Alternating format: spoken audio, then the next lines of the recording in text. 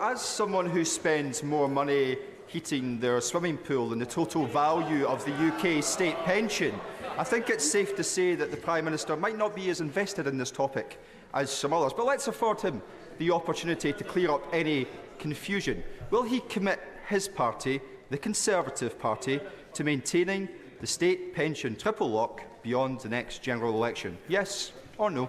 Prime Minister. Mr. Speaker, this is the party that introduced the triple lock, Mr. Speaker.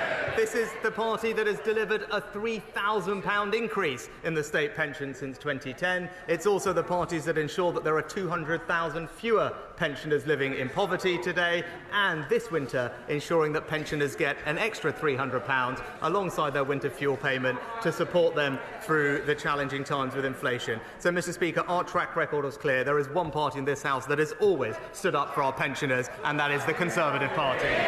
You'll imagine my shock, my utter surprise that we appear to have consensus once again between the Conservative Party and the Labour Party on this most important of issues, despite the promises that were made to the people of Scotland in 2014 and despite the clear statements from the likes of Gordon Brown that the only way to protect your pension is to remain within the UK. How hollow those words are now. So may I ask the Prime Minister, who does he think will scrap the state pension triple lock first?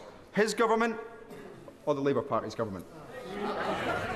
Prime Minister. Mr. Speaker, as I said, thanks to the actions of this government, pensioners in Scotland are receiving record increases in their state pension, £870 this year, extra support with the cost of living this winter. This is the government that introduced and remains committed to the triple lock. But he does raise a good point, Mr. Speaker. Pensioners in Scotland should know the reason they can rely on the state pension, not just today but for years to come, because of the strength of our union and the strength of our United Kingdom government. Very notable lack of full-throated commitment. We sit here listening to what people say. Quite often it's much more important what they don't say. And it would be very strange if he committed to it, because we don't know how much money there's going to be, and it costs an absolute blooming fortune. And it's a slight exercise in kite flying, do you think, of just keep letting it get out that you might not do it and just gauge the reaction. If there's a huge sort of Theresa May social care style backlash on the doorsteps, then you might step back from it. And you say you're always committed to it. You're always committed to it. But and then you get a win for doing this, doing what you were always doing.